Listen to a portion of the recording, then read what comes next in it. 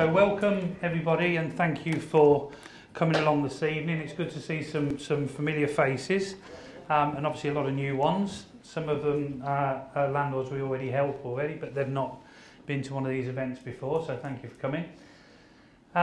So this evening, first of all, I have to get the bits out of the way with regard to fire. So should you hear the fire alarm, there isn't a practice scheduled for this evening, so if it does go off, if you hear the fire alarm, then the way out is through the door here, down the stairs, out the way you came in, towards the car park, and over by the entrance there, I think is the meeting point, so that's where you should go.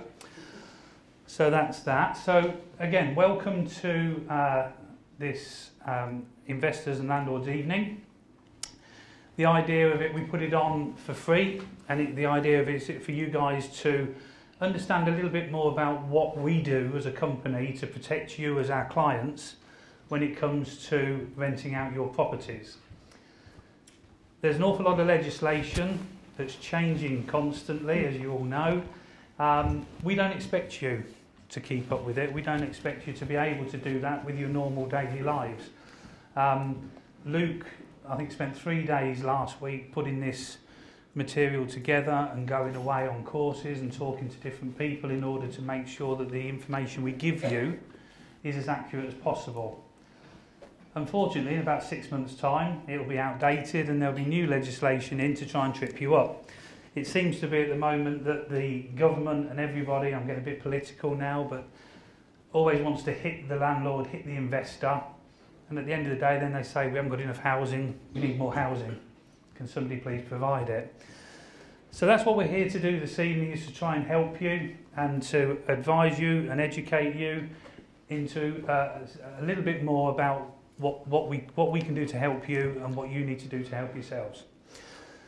So, my name's Glen Reader, I'm the manager of Knightsbridge. I've been in the industry 31 years, it's my 32nd year now, hence I look like this. And, you know, after the event, so things are slightly different this time. So for those of you who've been before, as you know, we outgrew the room. We started this 3-4 years ago nearly now. And we started in our office on Queen's Road, and it seemed like a great idea. We just turned the desks the other way and invited people along. After the second one, we realised it was very popular and we outgrew the office, couldn't get another person in the door. Expanded it to here. We're almost at the point now of capacity with this room. So normally we have our friends and associates, contractors around the outside of the room. We can't do that because there's not enough space. So the idea this time is that we'll talk to you, we'll try and keep you awake during the entire experience, and we will make sure that afterwards you've got an opportunity. We've got a room over the far side where you can go and get a coffee on your way, pop into that room, all the people you need to speak to are there. You've got various contracts I'm going to go through in a second. One thing I do want to mention, thank you, come on in, you can sit right at the front with me, look. I knew you'd like that. So, we've got these badges. Now this is for childhood cancer. We don't charge you for coming here this evening, and it's not free to put on. So if you could dig deep into your pockets, £1 or more if you wish, just and get yourself one of these badges, we'd really appreciate it. We want to sell out this evening. We raise the money throughout the branches normally. And as you know, we do other charity events and that throughout the year. So please do support us when you can, because it all counts. Okay? That's the begging over with. So, is this working, this clicker, Luke? There we go. Speakers. So we're joined today by Colin. Colin is from Sycamore Energy. Colin has spoken before for those that have been before. And I'm not sure if he's going to touch on Legionnaires this evening, but he's certainly going to tell us a little bit more about what his role involves with regard to properties and your business, letting properties. We had noticed that, Jason from SDL Auctions. For those of you that don't know, we are associated with SDL Auctions. They lead all of our auctions for us. We do both online and in the room auctions. I'm not going to steal his thunder, but unfortunately Jason can't make it this evening, so we've been kindly joined by Allan. Where's Allan? Hiding at the back there. He's probably a bit nervous because he didn't know he was doing this until about an hour ago.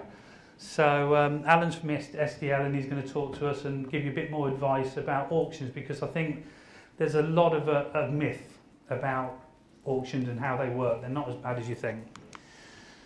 Then we've got Luke St Clair, obviously Director of Knightsbridge, and also the go-to person for information regarding legislation changes and all the information. And again, Luke will go through, he's got lots of slides, and you will need your pens and papers, which is why we put them in. Did you all get pens and papers in your packs? You'll need them, because that's the time when you start taking notes. And then, oh me, then you've got me again at the end. So a little bit about another change that we've made this time. So normally I do a talk at some point during the evening about investment properties, HMOs and that kind of thing, and how to make more money. I am going to still do a little bit at the end, and it is going to be a short piece, I don't want to bore you.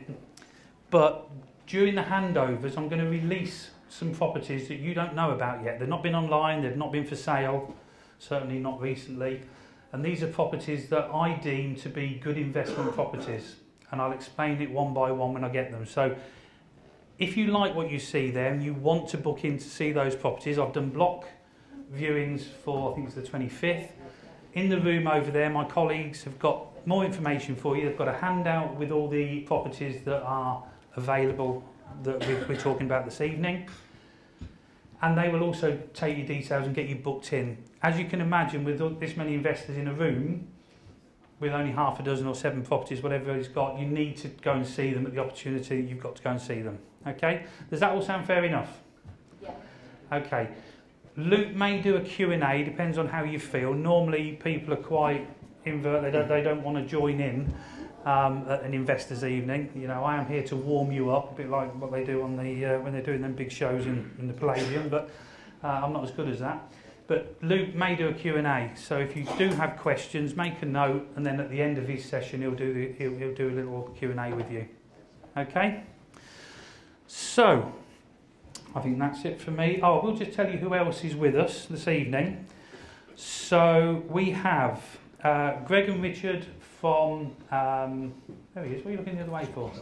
We've got Greg and Richard Holton, never know how to say it, Holton, sorry, silent W. They're one of our main contractors that we use throughout Knightsbridge, both for sales and lettings. They're there to give you any information that you might want to know about renovation works. We have Paula and Abby, just there. They're from our recommended solicitors, Edward Hans and Lewis. I think you both based in Loughborough. Yeah, both based in Loughborough, but we use Syston as well as another office, and also Market Harborough. Some of you have used them before, I know. John and Sarah from Professional House Surveys, over there. So they're more than happy to have a chat with you. And so all these guys are based in the other room. We've got Rashid and David from Howdens at the back there. Have I forgotten anybody? Tej, where's Tej? Over there. And Tej, our friendly accountant, will be happy to talk to you and give you any advice with regard to your accounting matters. Okay. So I think it's time now to hand over, thank goodness they say, to Colin. And I've done all of those. I forgot to use my click, I do apologise. Colin. Thank you.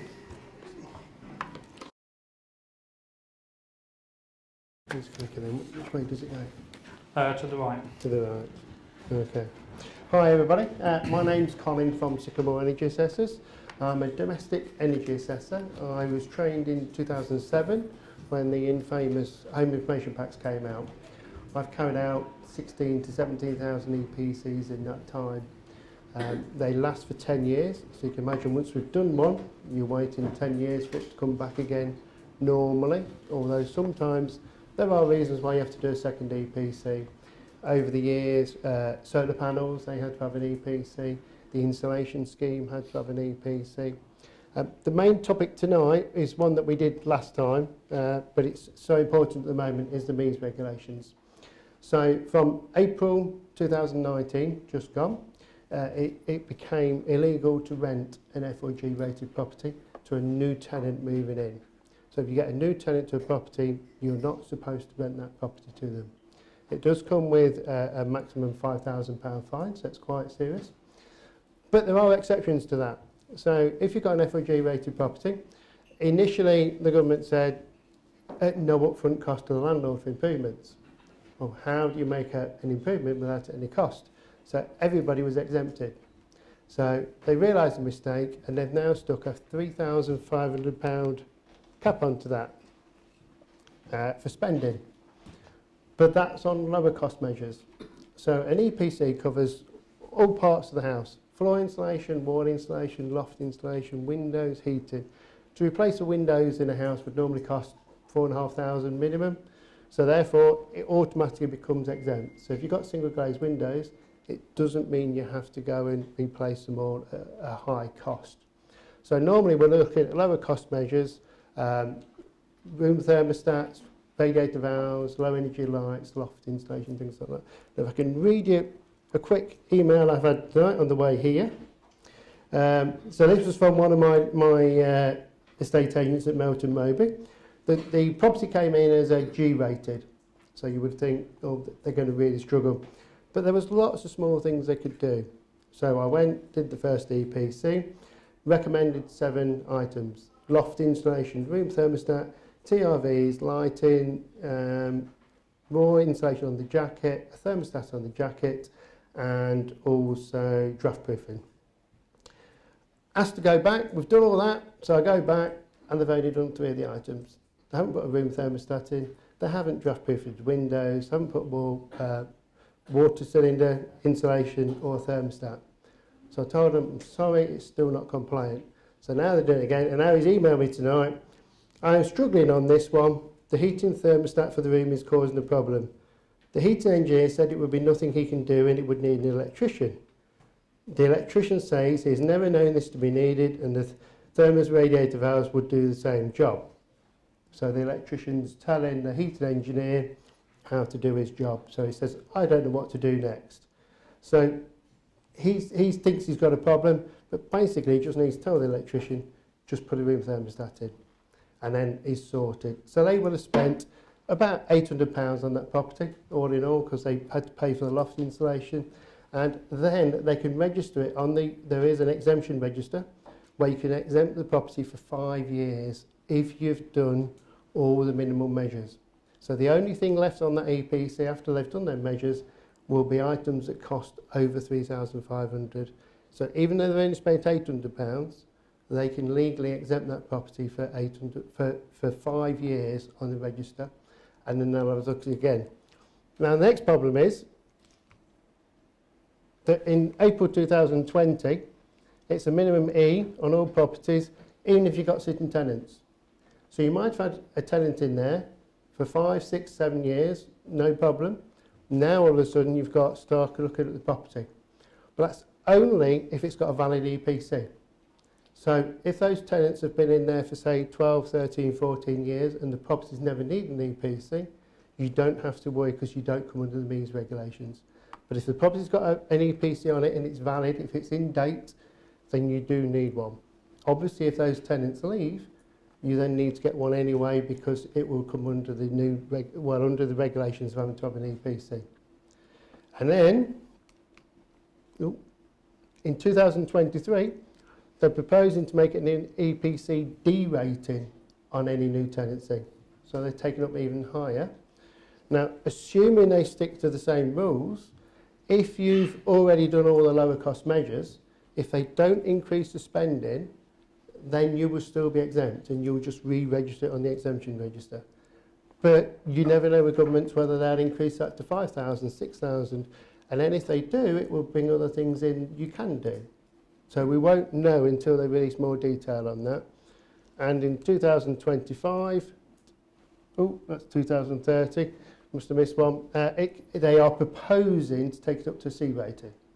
That is only a proposal.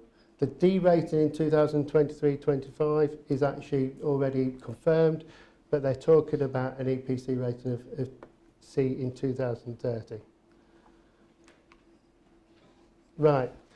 One of the things is, one of the exemptions is you cannot force a tenant to have an improvement. You can only make repairs or maintenance. So if they've got electric heating and you think, well, I've got to put a gas boiler in to compare it, You cannot make them. You have to get their permission. So one get-out clause in a way is if the tenant says, "Oh, no, I don't want that. I'm happy with my electric heating. I don't have it on much anyway. I'd never use the gas. I refuse." Then you would have to show that you've tried. You'd have to write them a letter, get them to sign a letter to say they refuse. Then that would be a method of exempting the property on the register. Now, I'm sure there'll be some landlords who would probably do that, you know, but if that tenant leaves, then it's then going to need a new one anyway. And then that exemption will become void because there's no tenant there and a new tenant can't refuse to have it. Well, I've already touched on this really. Any recommendations valued at higher than £3,500 can be ignored. All lower cost measures need to be carried out with a spend up to £3,500. Now, EPCs are valid for 10 years, but they've changed an awful lot in that time. In the older versions of the EPC, floor insulation, I mean, to me, pretty pointless, but floor insulation, they used to say £1,800, so you would need to do it. On most properties now, it says £4,000, so it's now exempt. So, without wanting to get myself more work or the energy system more work, if you have an updated EPC, some of the things that used to be a problem now aren't.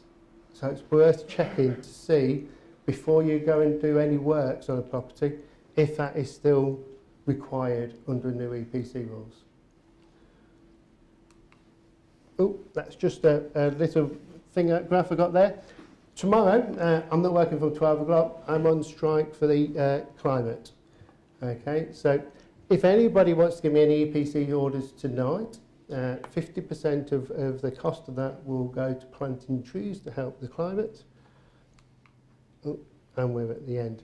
I also do floor plans and you mentioned HMOs. I've had a very busy summer doing floor plans and Legionella risk assessments for landlords with HMOs under the licensing rules. Now, if you apply for new licence, there's three things from my side of things that they ask for: EPC, Legionella risk assessment, and floor plans with measurements on.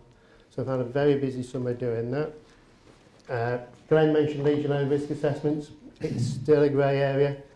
Most people might not know about them, but it is a legal requirement on landlords to assess their property for the risk of Legionella.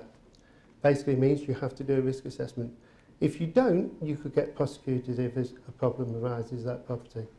And I have seen some certain things which definitely cause problems. Had tanks changed, tanks contaminated. Actually had a case of Legionella in Leicester in a block of flats because it had been empty for 8 months. Most people say, "Oh, it can't be bothered, we don't get Legionella," but you do, because if the property's empty, student let over the summer, it can get contaminated and then you've got a problem, and it costs that landlord £800 to have the system cleaned out. It was only found by chance because it was in a block of flats.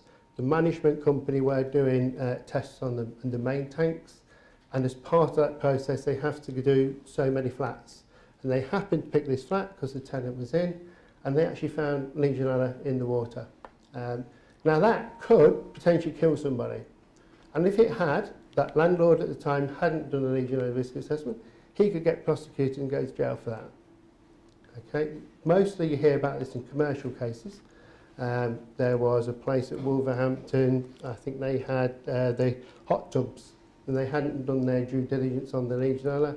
Some people caught it and died, and they got prosecuted under that law. It is exactly the same law, whether it's a hospital, a big hotel, and now private landlords renting just one house, one flat, whatever, you come under the same legislation. So it is a legal requirement to assess that property. You can do it yourself. There are online forms, but obviously you then take the risk and you have to prove your competence to do that. So that's just another field that we do. I think that's it. Thank you. You think it's it? Thank you, Colin, for that. Yeah, I didn't get that. I'll go back to the back now. I think now, before you do that, yeah. Would you like to ask Colin any questions? Oh, Anything you'd like to ask Colin, put him on the spot. Thank you. Go on then. Is this Legionella thing is only for HMOs or?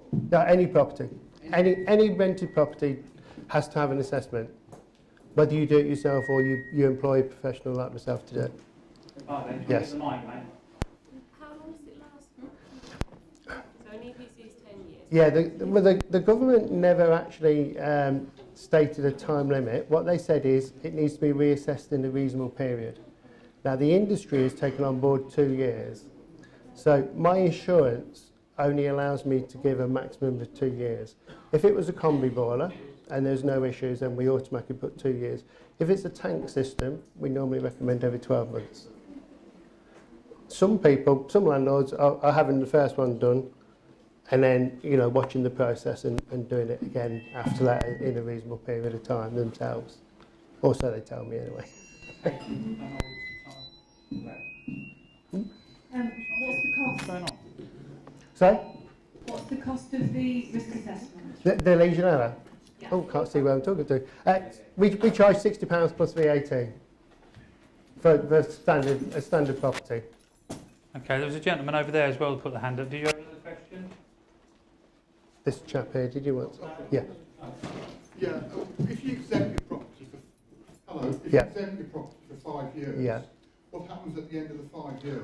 Well, you come off the register and you have the chance to exempt it again if it's still valid. If the rules You have to reassess it after the 5 years. It is a self-certification type of thing, a bit like the fence and windows.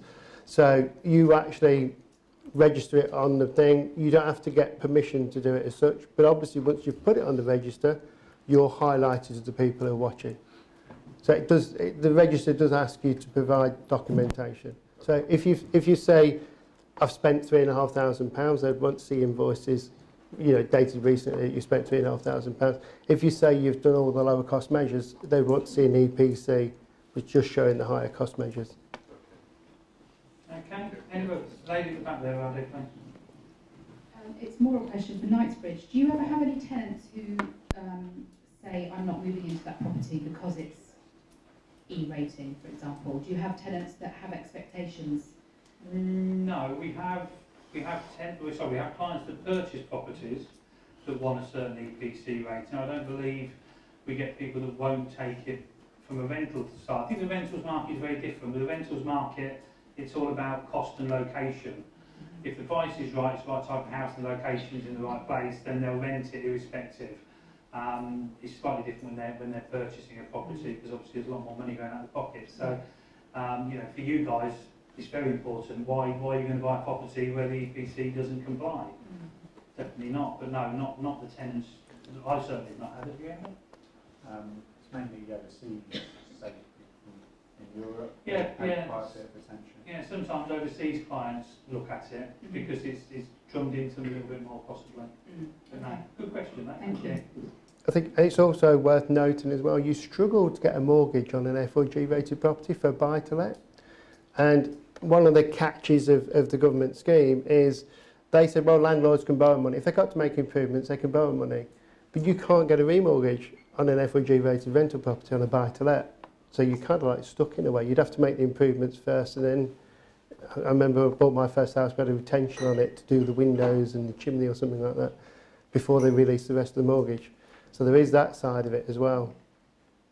Excellent. Any other questions? Katie, go for it. If the property's an old property, like a lot around Clarendon Park and things, how do you get a C rating? Because I know you can do the floor insulation, all the different things you say, but it's still their old Victorian houses. Yeah, I mean, it depends. I mean, if they're mid-terraced and stuff like that, with a good boiler and like I say, loft insulation, double glaze and stuff, sometimes they do reach a C. It really depends. If it's an end terrace is a real problem.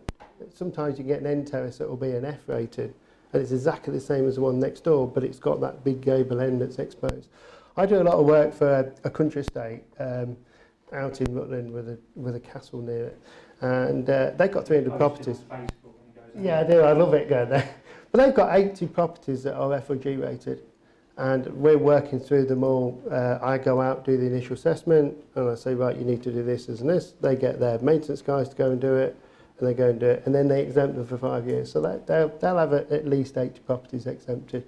In the country, it's far worse than in the city, because there's no real excuse for city properties to have FRG rated properties. Usually you've got mains gas. In the country, you know, where they've not got it, and it's an old house built 200 years ago, There's not always a loft in them as well. It's quite often the roof is sealed, so there's no loft. Loft insulation makes a big difference. Actually quite annoys me when I do rental EPCs that I go around and I see loft insulation of like that much. Because for years now there's been grants. Because the problem is the people who do the grants, they send door knockers out and knock on the door and it's the tenant who says, oh well, it's not my house. So they just move on to the next one and they've been missed. If I was doing something, I would say any rental property has to have 250mm loft insulation in it. I think there's talk of, I don't know whether you've heard in more, Leicester City Council are talking of doing a scheme, aren't they? You know, as part of that, like the HMO, where it says you've got to have an EPC lead. I'd like to see them say you've got to have the loft topped up, because there's grants out there, you know, to get it done. And you lose so much heat through the loft. Superb. So, Colin will be, oh, sorry, one more question. Are there any grants currently available? There are grants. At the moment, it's only when you've got tenants on certain benefits. In the packs, I don't know whether my leaflets got put in, did they? If not, they're in. Yeah, in the other room I've got leaflets. The range of benefits is incredible. It's not like the old days when you just think of people being out of work. Now there's probably about 30 different benefits that qualify a property. I've been doing a lot of work, because obviously it fits in with the MEES side as well. Doing a lot of work on that side. We get room and the roof insulation, loft insulation. Boilers are banned now for landlords for rented properties, because the last time they did it, they just, all the money got ate up by landlords within about 6 months. It was a 3-year scheme and the money had gone, because the guys who promote that kind of stuff just targeted landlords because they knew they were fair game. So you can't get a boiler. But if you've got electric heating, you've got a low rated property with electric heating and you've got the right tenant in, you can get storage heaters put in, high heat retention storage heaters, which actually are like very similar on the EPC score, putting a gas boiler in. So I've been to a property today, what's it called, Duke Street, top floor penthouse with 2 students in it. Because they're students, they don't earn any money, they will qualify under a council scheme, and they had old electric panel heaters in. And one thing you find as an energy assessor, tenants always say, can you tell them this doesn't work? Can you tell them that doesn't work? And they were telling me every heater had broken at bar 1. And I got talking to them, and I think they'll qualify, and hopefully within the next couple of months they'll be getting some storage heaters put in. But if it had been a gas boiler, nothing we can do for them. So it really depends what it is. There's different types. And I say there's a range of benefits. There are some leaflets. Well, I've got some leaflets in the other room. Okay. Oh, another question. Just one quick one. When will gas boilers be banned? Well, I understand new builds, it's 2025. I understand that was a recent thing. I don't know on second-hand houses. We won't follow far behind. So what would you put in? Air source pumps are coming on massively, and there's a grant for them under the renewable heat incentive. Anybody who's got a low rated property could put one of those in. It's the problem of putting radiators in if you've not already got them. It's like putting a new system in. They're very good. There is something coming out called, well, I would call it infrared, but I think they call it IFAR heaters. And they basically look like a white panel like that, and they give off infrared, which heats moisture, not the actual room. So it heats humans without giving them cancer or anything like that. It's very safe. And the problem with EPCs is we always work quite a few years behind, but they are coming in very soon into SAP, which is the new build EPC side. I think they're being allowed in. The BRE have passed them. So if you're doing a new build house, you can put them in low cost. And then what happens with that follows on with the EPCs. But yeah, I mean, it's coming. It's quite a big investment for an older property, isn't it? It is. It depends how much they're going to cost. You know, it's like anything. I sold solar panels. When you're an energy assessor, there's not enough work just doing EPCs. So I've done most things to do with energy. I sold solar panels. When I first sold my first set of solar panels, 4 kilowatt system was £16,500. And the customer was over the moon with them because they were getting 42.5 pence feed-in tariff. Now they're about £4,000 for exactly the same thing. I mean, obviously you don't get any grants, but actually the value of the electricity you generated is you get almost the same return. And from next year, you can sell the excess electricity back to the grid, negotiate a rate with them. So that will be, solar panels will come back a bit again. Solar panels is another way. There's a company at the moment, offering free solar panels to anybody with 5 properties, landlords, 5 properties or more. But you have to sign the house up to 20-year contract on the gas and electricity or electricity. But they still claim you're going to save 20-30%. So you said 2025 for new build? Yes, as far as I know, yeah. Actually, I mean, I'd do it tomorrow because there's no reason for new builds to have gas in. They're so well insulated and stuff like that. You could have, you know, lots of different things to do it. Okay. Okay. All right, thank you, Colin. Okay, so Colin will be, as I say, in the other room. He's got some more information with him. Thank you, Colin. Martin. Yeah, we need to take your mic off. I'm just going to kill time. Come on. Okay, so did you all find that useful? Yeah? Good. So, you may have heard, although they've kept it very quiet, there's this little thing called Brexit going on. And I only heard about it because they've just started putting it on the TV. And yeah, apparently it's going to affect the housing market. So I thought what I would do with you this evening is just give you, we produce these every month. You probably don't see them, but these are for our staff and our colleagues to talk to you about. And I just thought it would be useful for you to know a little bit about the market locally, just as an independent agent. So this was the month of August. So during the month of August we were entrusted to sell 47 properties. We did 174 valuations, so it's not a small number, out of 3 offices, and we sold 40.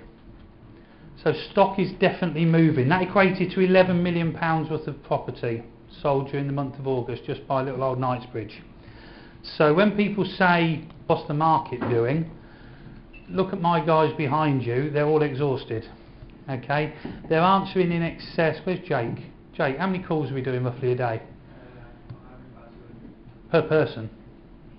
Incoming and outgoing. So if you think the market's quiet, think again. For those of you that have tried buying properties, whether it be personally or for investment, you'll know if you snooze you lose.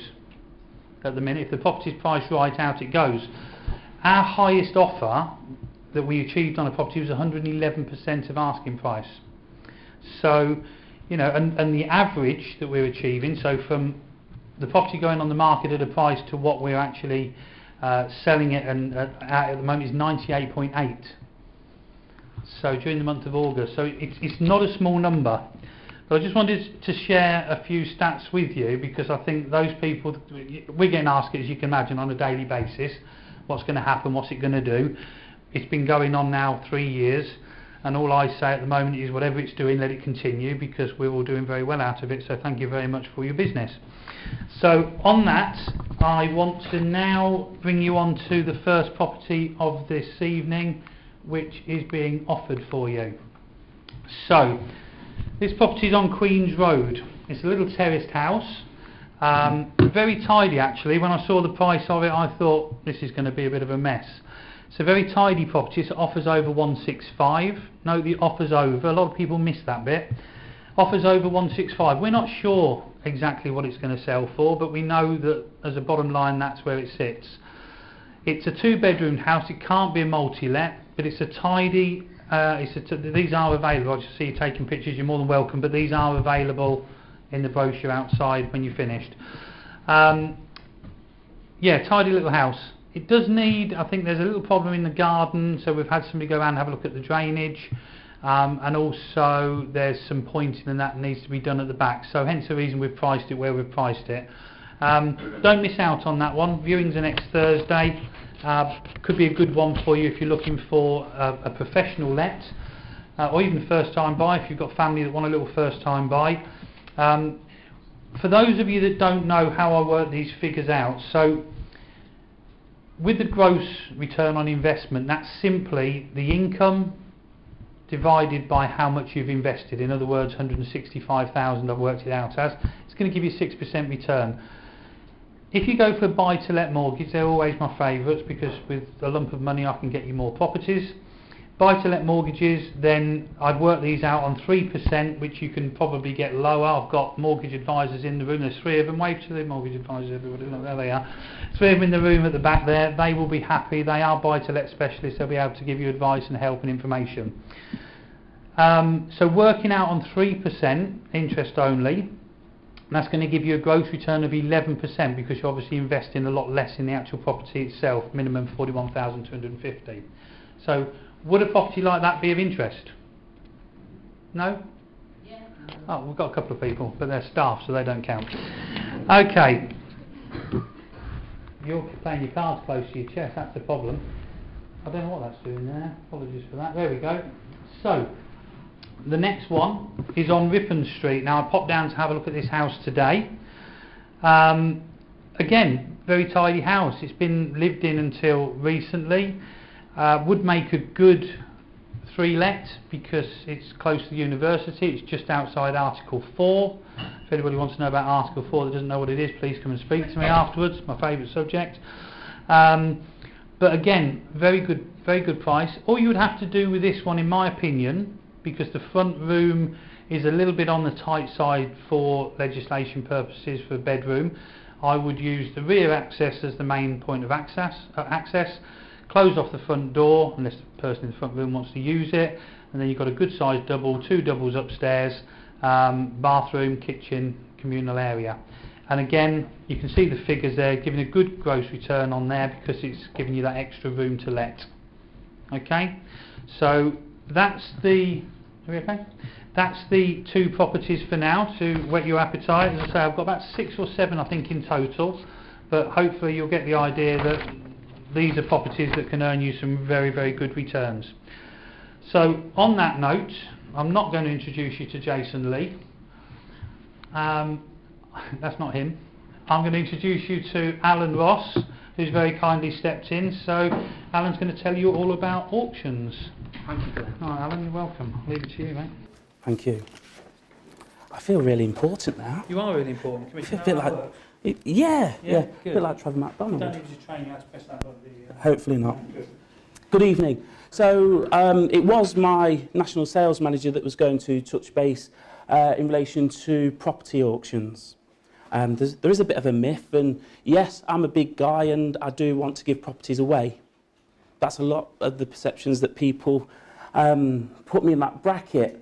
Where actually it's about circumstance, and our relationship between offering an auction service with Knightsbridge is it's about the client circumstance. So there's probably only about 15 to 20% of stock that could potentially be an auction property. This evening I'll also be hanging around later, possibly near the bar, and please come and approach me. I'll give you some tips and tricks on selling and also purchasing. The reason I love property auctions and why I came out of traditional estate agency is I like the fact that sellers sell and buyers buy.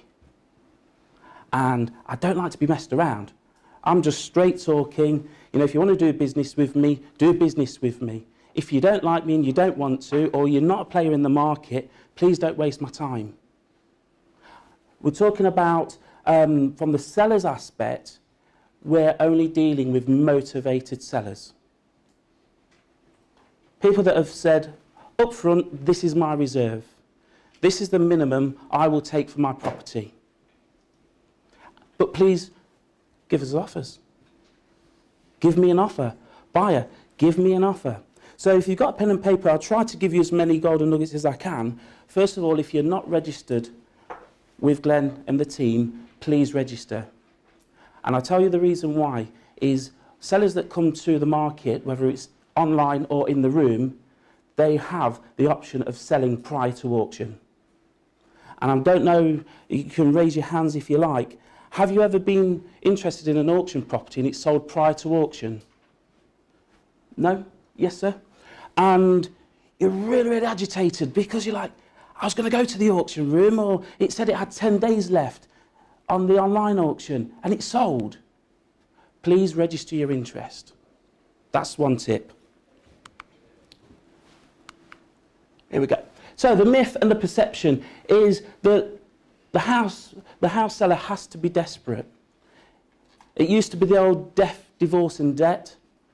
Now it's a case of possibly none of those. There might be in a circumstance where you purchased a property, you've sourced it, you got it for a good price and you want to flip it quickly. And there's still margins there. So it's not just for desperate sellers anymore. Only properties that are low end. It's not about the price. It's all about the client's circumstance. It could be that price isn't the top priority when selling through an auction. It might be as you as a buyer, you may want it for less than market value. That's where the auction works. There's potential that those deals will be there. People will say that there's big costs with putting your property into an auction. It's a risk. With us and Knightsbridge, there's an option where you don't pay any commission whatsoever. And you can't get a mortgage. I love that one. You can't get a mortgage, it's cash buys only. That's a myth. That is not true. If you're in a position where you can do your due diligence prior to going to the auction or even offering online, you can purchase via a mortgage. And too fast. This is where the modern method of auction is really great. You will find that somebody is motivated, and speed is of the essence and the most important factor here, and not necessarily just price. But actually, the whole process is a bit too quick for them. Well, the online method means that you're able to slow down, list the property, just like the eBay effect, and you have a time scale. Normally, it will be in and around 28 days. As soon as you've exchanged, you've got a further 28 days to complete. So as a seller, it really works for you with, you're not that, I've got to move, and I've got to get the house cleared, and I haven't got any removals, and will it happen, will it not? The date's set, and it's more of a relaxed approach. So we offer the traditional routes of going into the room, which is at the King Power Stadium. In the room, it's pretty much you as a buyer. You bid, you nod, you wink, you have your paddle, and you would purchase the property. You'd be taken off into maybe a different office, and you would exchange contracts by putting down 10%. And you normally have 28 days to complete. Now, in that method, that's a great way of you knowing that you've secured the property there and then on the day. And also from the seller's perspective, you know that your deal is done. We've exchanged. Great. There's also a different method, if you wasn't aware. The online method is exactly like eBay, as I've already said, where we will put the properties online, normally about a 21-day cycle, and we take bids, open bids. This method is very transparent. You can see what the bids are. And being a former agent, I really wanted to look after you, but I was never able to disclose what the current offer was on the property. And then I used to have people say, yeah, but Alan, I bought 5 properties through you before. Let me know what the offer is, then I know what to offer next. And we can't, due to the Estate Agency Act. However, when the properties are online, it's there for you to see. Crystal clear, you know what your next bid has to be. Oh, just go back one. This is a slide that Glen did ask us just to touch base with the unconditional and the conditional, is in the room you would have exchanged contracts, you would have paid your non-refundable buyer's fee, you know exactly when you're going to complete. This method of unconditional can be used for properties that are being sold online and not just in the room. The conditional aspect is the modern method of auction. We do get a lot of interest in properties when they're listed through auction. This is where the seller has the option of being able to say, you've exceeded my expectations, I'm happy to take the bid prior to the time of running out. So hopefully I've educated you slightly on why sometimes a seller may want to sell before the auction ends. A legal pack. Don't sue me, so can I just skip this slide? I'm only joking. A legal pack pretty much is, it will have all your local searches already provided for you. It will have the property fixtures and fittings forms already filled out, and any additional information that the property may have. So if that's any works that have been done to the property, fences, certificates, everything that you would normally have provided to you via a private treaty. When you're potentially looking to view an auction property, this is a tip from a buyer's perspective. Download the legal pack first and send it to your solicitor, because then your solicitor is able to do the due diligence prior to you offering. Normally, through most agencies, not just ourselves, the legal pack will be there ready for you to download. If not, call the auctioneer company. That information is available to you and can even be posted to you. So it's almost as though you can potentially get your mortgage in or your finances in place, and you also know if there's any boundary disputes or anything else that might be untoward prior to bidding. Properties that are suitable for auctions. One that's not on here, I had a quick look while I was out at the back there thinking I don't even know what these slides are. One that's not on here is investment properties. I have a lot of clients that are coming out of the market and saying, what's the best way? The traditional agent across the country will say, move your tenant out because we want to have access to the properties as and when we want. And then the investor says, I'm losing my income and I've got to pay my mortgage. So you get caught in a catch-22. If you're selling through auction, it also allows you to keep your tenant. If an investor's interested, they'll normally put their money where their mouth is. I love that phrase. So not, I might buy it, I might not, I might change my mind. We're asking normally for an upfront non-refundable buyer's fee. That secures the buyer. In the legal pack, you would have already had your AST, and if that needed to be provided with in relation to any of the gas safety certificates, all that is already placed for you. So as an investor purchasing the property, you've almost vetted the tenant. You already know, if you was, say, going through Knightsbridge, you know everything's fully correct prior to you bidding and taking on the property and the tenant. So motivated vendors. If I asked you to raise your hands if you are an investor here this evening, and I said, have you ever been messed around from a seller? Most of you would raise your hand. And you possibly was in a position financially to proceed.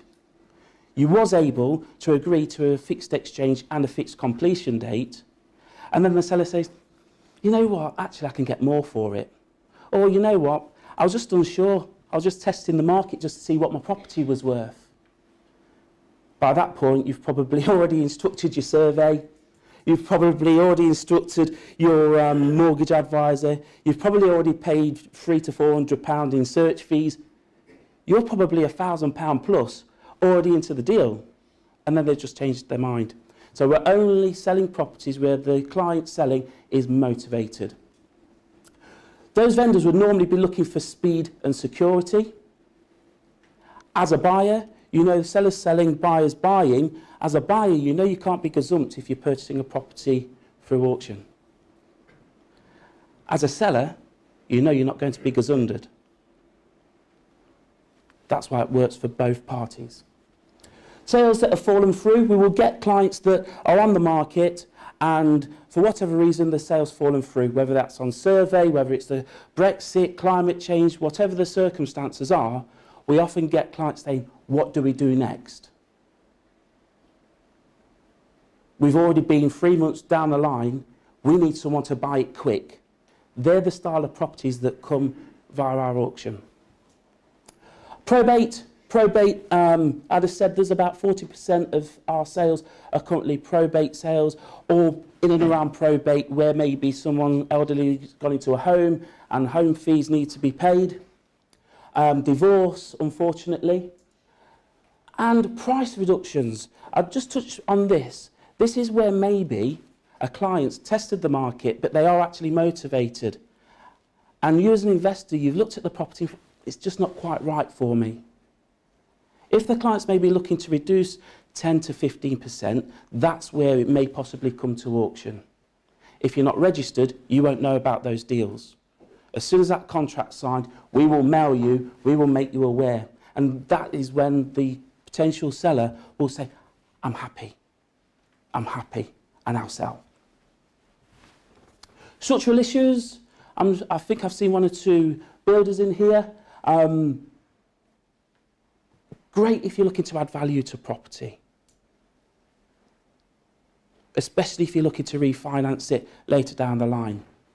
Development opportunities and land, and not just residential, we also work with commercial properties. This is quite simple. This slide is, why do properties work with the marketing with auctions? I look at it like this. That's the price a client wants to achieve. Private treaty, most clients want to go up there, and it's almost a race to there. Through auction, it's the guide price that gets the attraction, gets the traction of viewings. So it starts here, and you bid, and you end up where the client wants to be. So that's the myth of, are we giving properties away? No, the client just wants to be there. And especially if a client's saying, I know it might be under market value, but I need to be sold. The guide price gets the interest. This is a killer question. If you're a seller, take note. If you're a purchaser, take a snapshot, or I'll try to get this across to the team, and this can be emailed. If you're a property sourcer, or you're trying to do it yourself and you're registering with agents and then you're looking to bring it to Knightsbridge to find you a tenant, would you like a fixed timescale for completion with the maximum price in today's market with the full security and non-refundable buyer's fee? If you are potentially purchasing and you're registered, let the team know that you're in a position financially to proceed. Because it may be that we're talking to clients and they're saying, what do we do next? The market's slowed down, what do we do? Glen, have you got a plan B, a plan C? It might be, yes, we've got 10 registered buyers that are in a position to proceed. How about we go down the auction route? It's a secure method of sale for you with a speedy transaction. Because the National Association of Estate Agents advised me yesterday in Coventry to talk over there that it's taken on average of 20 weeks from agreeing a sale to getting a sale through to completion. And 1 in 4 sales are falling through. That's me. Hopefully I've helped you. Thank you.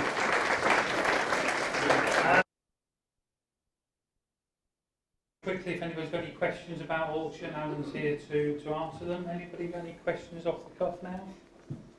No? They're being kind to me, That's what they're like with me. Nobody wants to speak to me. Anyway, thank you, Allan. Now, for somebody who didn't know that they were going to be coming here and speaking this evening, I think you did a fantastic job, so well done, Allan.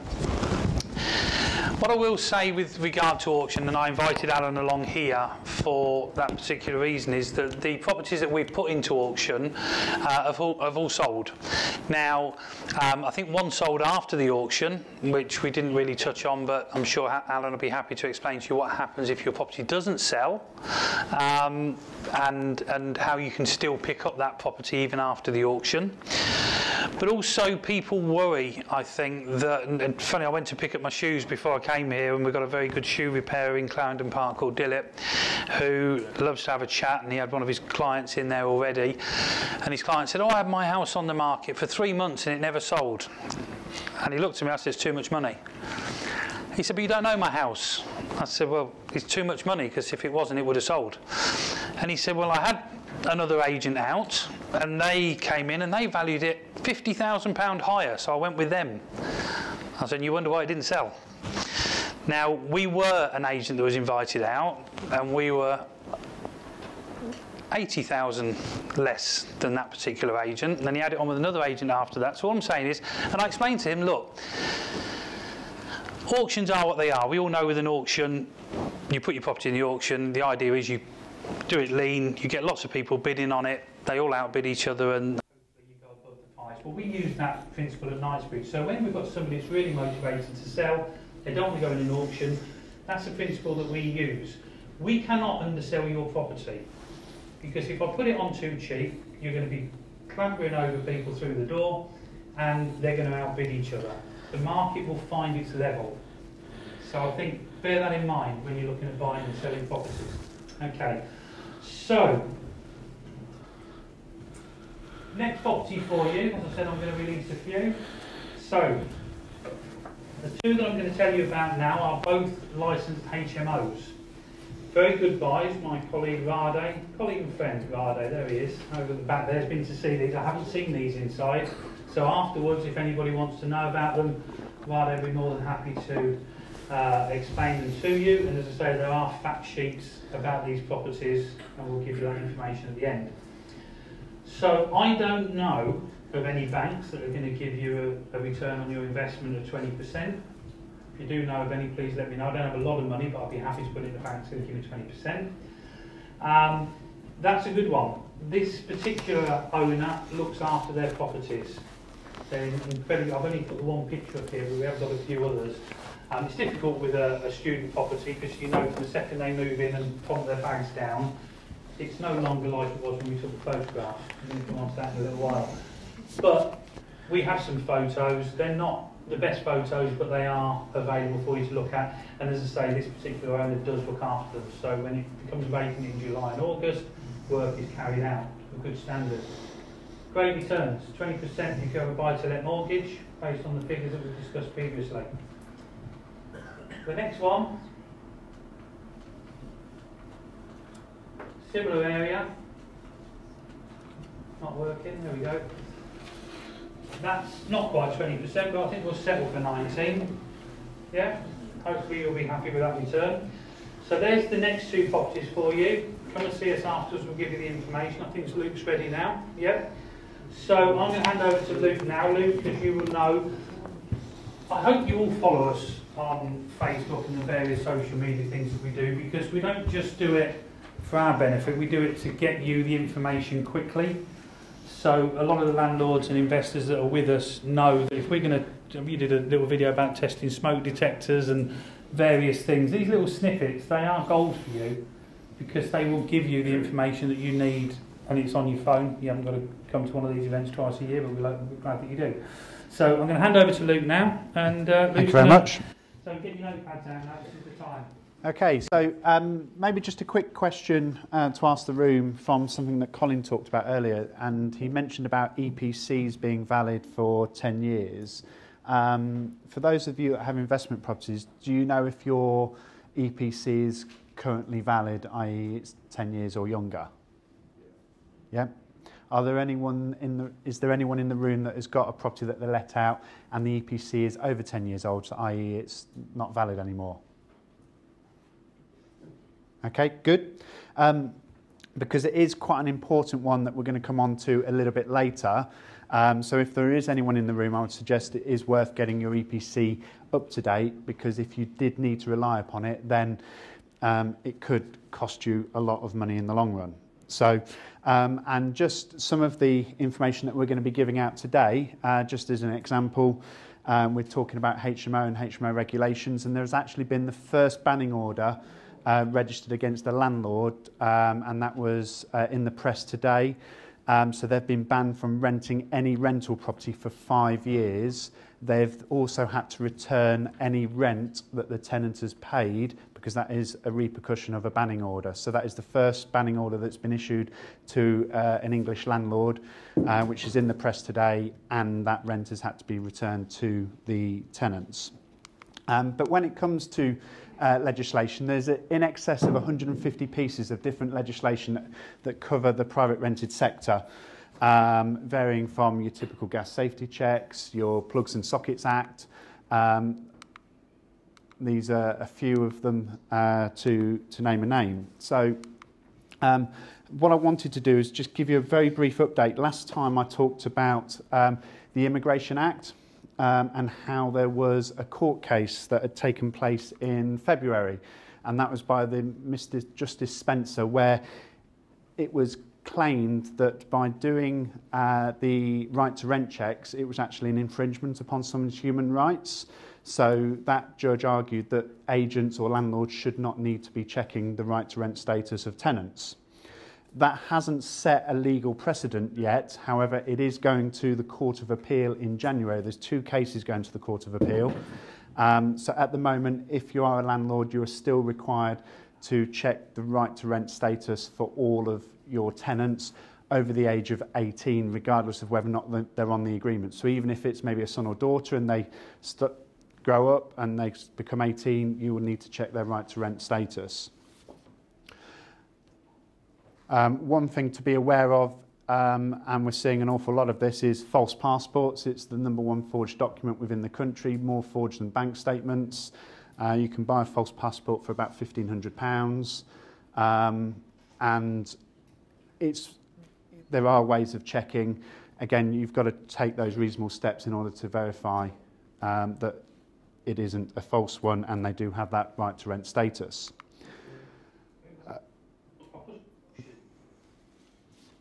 Something I wanted to touch on was the Deregulation Act. Again, this comes back to my question about the EPC.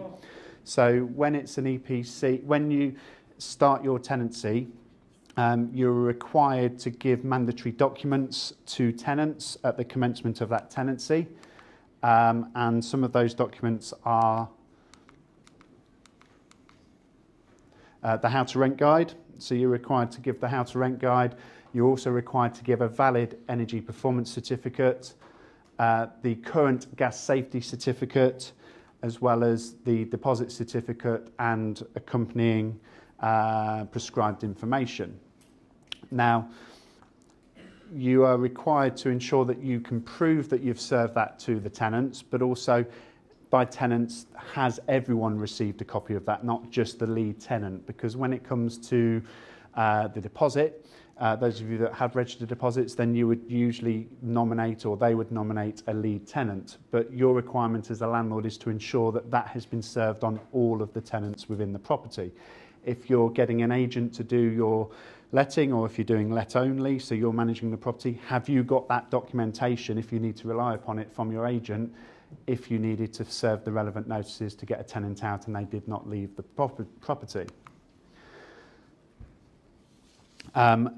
In terms of some of those documents, it also is important to actually serve the correct version. So, for example, the How to Rent Guide.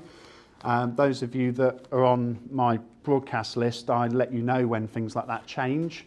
So the How to Rent Guide actually changed on the 7th of August. The government do a fantastic job in letting you know by putting it on their website and not doing anything else with it. But that did change on the 7th of August. However, if you look at the revision date within that How to Rent Guide, it still states May. They have changed some of the wording within that document. And if you can't prove that you've served the correct one after the 7th of August, then you could have a repercussion in being able to claim possession of your property. So again, just make sure you have got the correct How to Rent Guide. Just a very brief one. I talked last time, and this may affect some landlords in the room, about gas appliances that are actually outside the accommodation, and this was Trecarroll House Limited versus Rounsfield, and this was a court case in February where it was a block of flats and there was a communal boiler providing the heating for that particular flat as well as some other flats within that block, and the landlord needed to gain possession of a particular flat because I don't know the exact reason, but they had to go through the court process. But because the landlord could not demonstrate that he served the gas safety certificate on that tenant, the judge did not award possession. That is going to the Court of Appeal in January. So they're two significant cases because there are blocks of apartments that do have, or share, again, if you've got house shares, making sure that everyone gets a copy of that gas safety certificate, again, on the renewal of that gas safety certificate as well. One of the big changes this year has been the Tenant Fees Act. So since the 1st of June, it has been illegal to charge tenant fees within a tenancy with a few exceptions. There has been an announcement today by Oxfordshire Council, and they have actually reclaimed for tenants £34,000 of unfair charged fees. So they've been targeting landlords, targeting agents that have still been charging these fees. And it's not necessarily just the upfront fees of maybe applying for a property, it's also the other fees, whether or not it's professional cleaning or insisting upon professional cleaning, checkout fees, check-in fees. All of these fees you can't charge your tenant anymore. So there are some exceptions, which we're going to be going through. Some of those exceptions are default fees. So if a tenant defaults on paying their rent, you can charge them a fee. If you need to vary, assign, or they need to surrender the tenancy, then there is a fee that can be charged. The government do suggest the maximum is £50 for such fee. That isn't set in stone, but you have to demonstrate if it's going to cost you more than £50 to charge the tenant for it. They do have to pay their council tax, so they can utilities, television licence, communications. You can charge them a holding deposit. Holding deposits are another complex piece which we're going to be going through very shortly. And as part of the tenant fee ban, there has now been a cap on tenancy deposits. So any tenancy that started after the 1st of June, you can now only claim for 5 weeks' rent as a deposit. And even if it's £1 over, you're then in breach of those regulations. And also if you start to renew tenancies now, so if you've got a tenant that was in a property prior to the 1st of June, and let's say they've renewed for another 6 or 12 months, then you've got to refund the excess of what you're holding. So if you're holding 2 months' rent, maybe because they've got a dog, or 3 months' rent because they've got a dog, you've got to refund the excess down to 5 weeks. There is situations where you can kind of mitigate your risk when it comes to pets, because there is a big market for renting with pets, so there is a way of mitigating your risks. With that, unfortunately, it probably is going to cost the tenants more money, but you've got to work within the system. For those tenancies that haven't been renewed, by the 31st of May 2020, any excess monies held must be completed and returned to the tenants. So even if it was a 2-year tenancy, you've got until the 31st of May, effectively a year from when the legislation came in, to refund any excess money. If you don't, you won't be able to claim possession of the property back, and there could be other repercussions. One thing I wanted to touch on was holding deposits, because holding deposits are a way of trying to get commitment from tenants, because if they've not got to pay any money, maybe is there no commitment then from a tenant and we're seeing tenants apply for several properties. We do take holding deposits as a way of safeguarding the landlord's interests, but it's a maximum of 1 week's rent that you can take. You can only hold it for 14 days. If you want to hold it for more than 14 days, then you need their written permission. Not verbal permission is not good enough. And also, if you are taking a holding deposit, it is to be withdrawn from the market. You can't continue to market that property or show tenants round. That is another condition of taking holding deposits. There is a way, so if the purpose of taking holding deposits is if you get to retain that money. So if you're a landlord, you can look at retaining that money, maybe if they've failed referencing, but you need good evidence as to why. So maybe they've not declared bad credit and they've come back and it's come back with a CCJ, or it's come back with an adverse employment reference.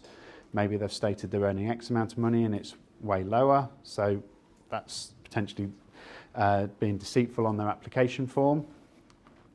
But you can't charge extra money for having a pet. So what we used to do is we used to take 2 months' rent as a deposit for if there was a pet involved, or depending upon the pet, it could even be 3 months' rent. You can no longer charge that extra deposit. It is limited to 5 weeks. The way around it, or the way to mitigate your risks, is to increase the rent if the pet's involved. So you have a rent for no pets and you have a rent with pets. So the rent could be £900 if it's just normal family, and it could be £1,200 or £1,100 if it's normal family with a dog or with a cat or whatever. So that is perfectly allowed, but you need to state that within your advertising. It needs to be clear and transparent and upfront, so it needs to be within your marketing blurb or description as to that you are that flexible to that. You can't suddenly just lump it on them at the last minute.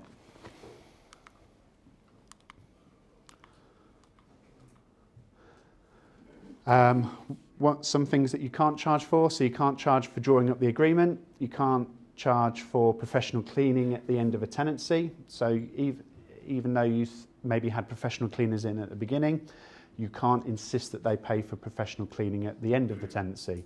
You can't charge them for drawing up an inventory, you can't charge them for drawing up a schedule of condition, you can't charge them for doing a check-in, you can't charge them for doing a check-out. So there's lots of things you can't charge them for. The penalties, so it's the council that are going to be policing this, and one of the things that motivates the council for policing it is that they get to keep the fines. So for the first offence, the fine is £5,000. For the next offence, it's £30,000, because that is up to £30,000, should I say. And that's if you commit it again within 5 years. And tenants are becoming savvy about their rights, and particularly when you've got ambulance chasers as well. So, you know, like with the whole PPI thing and have you had an accident, there are ambulance chasers out there now that are targeting tenants. Have you paid a fee after the first of, we can get you this. So it is down to the council, and one of the things, like I said, is because, and they will police it because they get to keep the money, so it's a way of raising their money. So if you do ignore the tenant fee ban, what are the repercussions? You'll have to return that money to the tenant. Potentially you could end up having to return rent to tenant as well if it's not been done properly, if it results in a banning order. So it has got to be quite severe for it to result in a banning order, but we've had the first case of it announced today. So on a HMO property, sometimes that rent comes to £20,000, £25,000 a year. That's all had to go back to that tenant. So they've had the benefit of living in a property rent-free for 12 months. Okay, so talking about HMO licensing changes, this is something that I've been asked an awful lot about over the past 6 months. And one of the reasons to mention it today is there was a bit of a dispensation given by the government for 12 to 18 months because they brought these regulations in on the 1st of October. But they appreciated at the time, a lot of landlords, particularly student landlords, would have already agreed their tenancies in the September or prior. So they've kind of given a little bit of a waiver, but that kind of grace period is now coming to an end. So with the HMO changes, it's no longer floor specific. So before it used to be, it had to be 3 floors or more, 5 individuals or 2 or more households that form 2 or more households. So if it was a family of 6, then it didn't class it as a HMO. But if it was a student house of 5, they're not related, then, and it was over 3 floors, and it would have been what's called a licensed HMO. Now they've got rid of the floors, so it doesn't matter if it's just on 1 floor. And then there's the arguments about, well, does the basement include a floor? We don't really use it as a habitable room. It doesn't matter now. It's just those 2 criteria. So 5 or more people, 2 or more households. The cost with Leicester City Council is £900 in order to get a HMO licence. The person or the licence holder, it can be an agent. It doesn't have to be the landlord. Has to be a fit and proper person. But there are management guidelines in place in order to help landlords and raise the standard when it comes to HMO properties.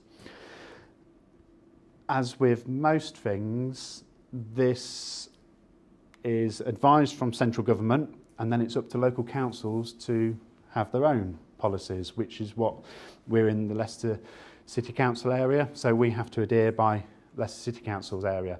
Government set what they feel should be the minimum standards, but then it can be interpreted differently by the council, and then they set their own. So for example, Portsmouth set a minimum, unless bedroom sizes are quite large, of 22 square metres for communal living space. Leicester City Council have a different formula for working that out. So one of these changes was the mandatory minimum room sizes for bedrooms. So from the Leicester City Council website is 8 square metres. The government's advice is 6.51. But with the Leicester City Council, which is their guide, I've got lots of little bits.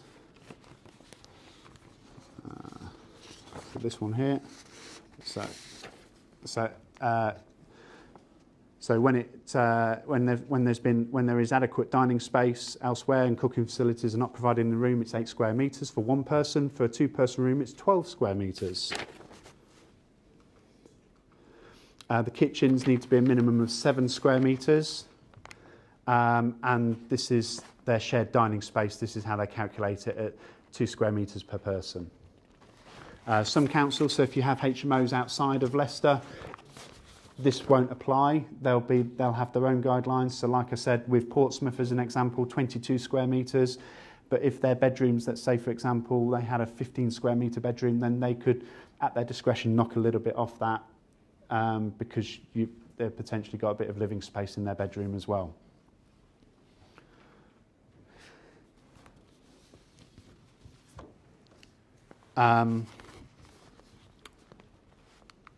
Has anyone had to evict a tenant recently, not through rent arrears, but just because they wouldn't leave the property, or you've asked them to leave a property because maybe you were going to sell it or you wanted it back for a family member or anything like that? Has anyone had to do that recently? Yeah, there's a few nods. So did you serve a notice on that tenant? Did you do the correct procedure? So did you issue what's called the Form 6A notice? Okay, so for those of you that aren't aware, from the 1st of October 2018, if you want a tenant to leave for a non-fault reason, it is now, it used to be called the Section 21, 4A and 4B notice that you would send. It has now been replaced with a mandatory form called the Form 6A. Now the Form 6A is one that you can fill in handwriting. You can't alter it, you can't create your own version, you can't start putting your own little logo on. You just use the form that's on the government website. They do change the form regularly. I think they've changed it a couple of times this year, and even the form that you should be using wasn't correct on the website. So when it was getting to court, they were throwing it out because the correct form hadn't been used, but you were downloading the correct one from the website. So it is important to make sure that you are using the correct Form 6A. What you can't do is serve it within the first 4 months of a tenancy. So you can't start your tenancy for 6 months, and with some agencies or some landlords, they would actually issue their Section 21 at the same time to bring that tenancy to an end at the 6 months. You've got to wait until month 4.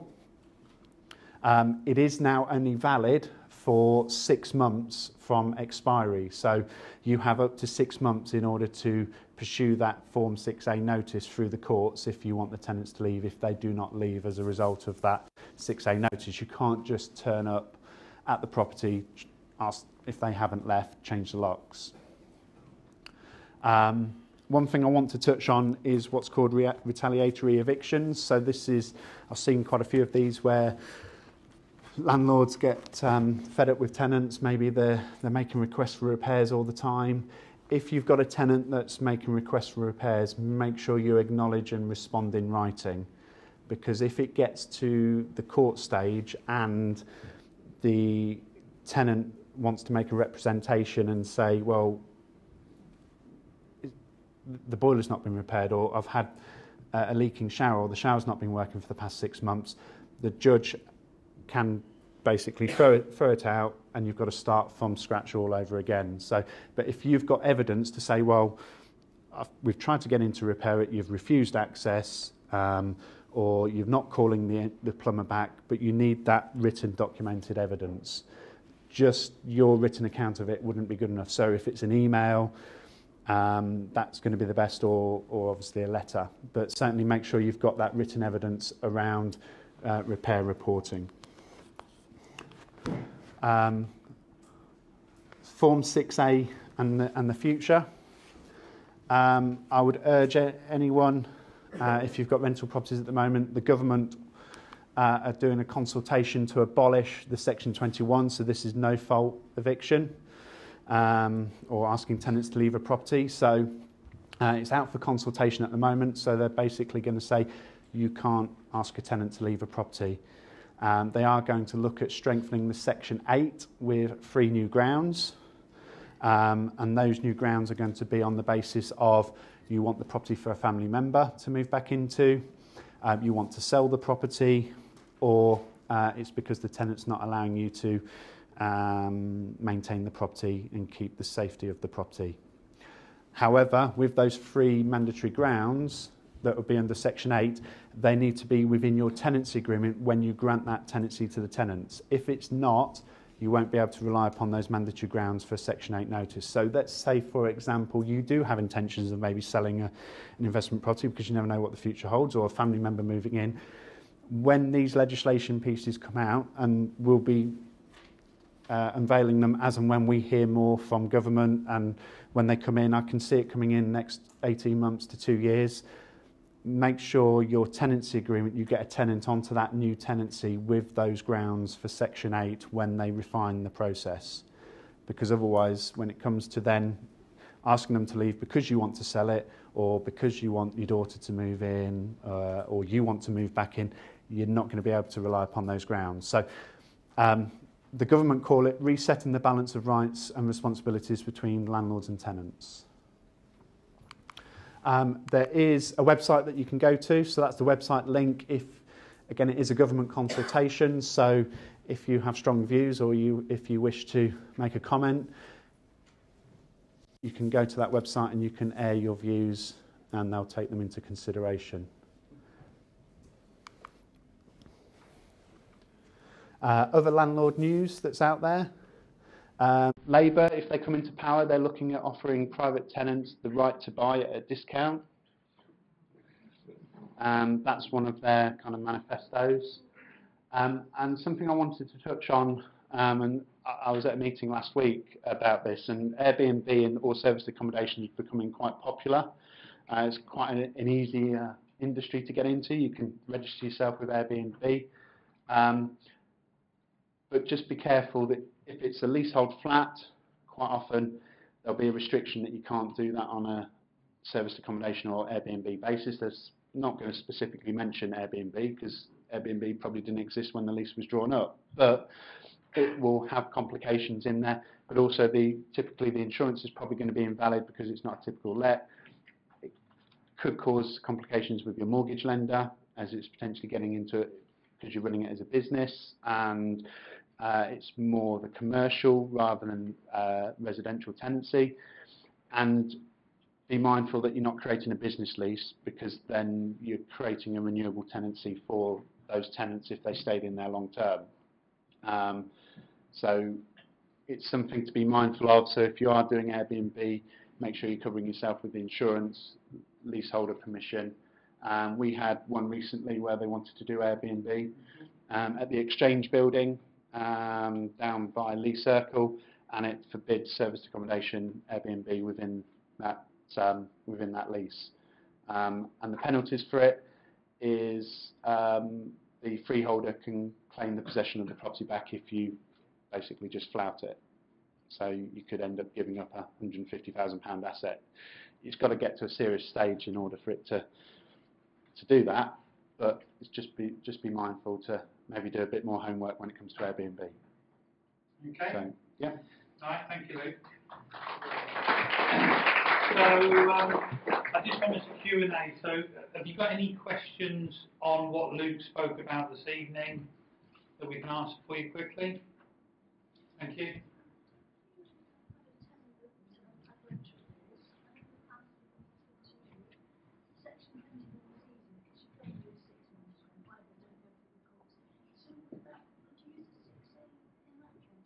Yeah, so the section, it's still called Section 21 as far as the legislation goes, but when you actually send that notice to the tenant, the form that you need to send them is the Form 6A, and it's on the gov.uk website. So and the version on there is the current version now. So and it's a lot easier to fill in because it's aimed at helping. It's a typical government form now, step by step. But yeah, if you even if, for example, if you just did a letter to the tenant say, I want you to move out of the property at the end of your tenancy, that wouldn't be valid. And tenants are more wiser now with the internet, social media, citizens advice, the council. They only take that into the council, and the council say, well, that's not valid. So,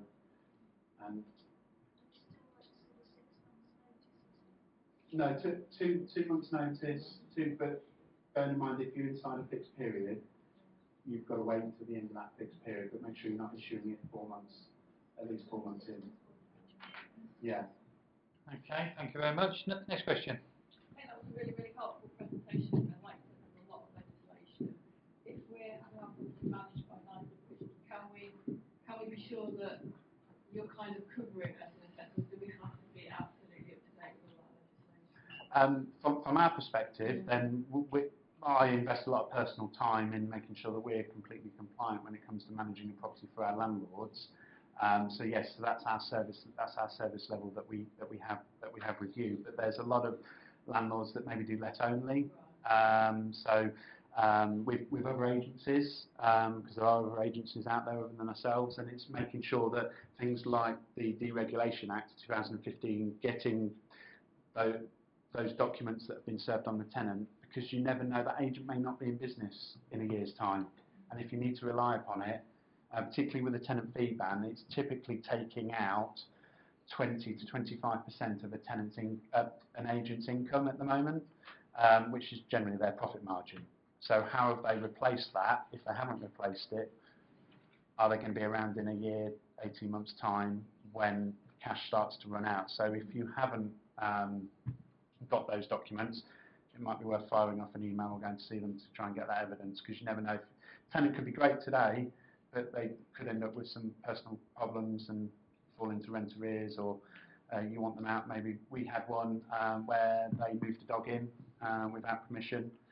We sorted it out, the dog's now moved out, but if they hadn't moved the dog out and you had to go down the possession route, have you got the documents to prove when you send off your court forms? Okay, good question, thank you. Next question. Yes, sir. Just a quick one, Luke. Yeah. With the new legislation, would you advise on a fixed term rather than a periodic? I think that's what you used to call it. Yeah, so you've got two types of periodic. You've got statutory periodic and contractually periodic. So you want to go on what's called a contractually periodic tenancy if you want to go month by month. The reason for that is that there was a recent court case, and we covered this on the last Investor Evening, is that tenancies less than 6 months, the councils have the ability to, when it's a month-by-month tenancy, the council have the ability to claim council tax from the landlord if the tenant doesn't pay. Whereas contractually tenancy, it means the contract renews each month, so you've got a contract in place.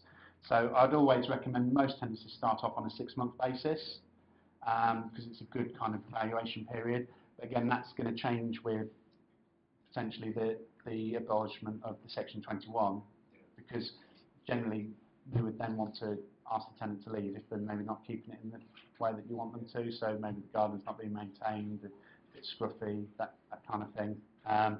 But that may change, because I know again the government wants to try and create more longer term tenancies. I know Shelter want to achieve that as well. Hopefully that answers the question. Yeah. Yeah. Okay. Yeah.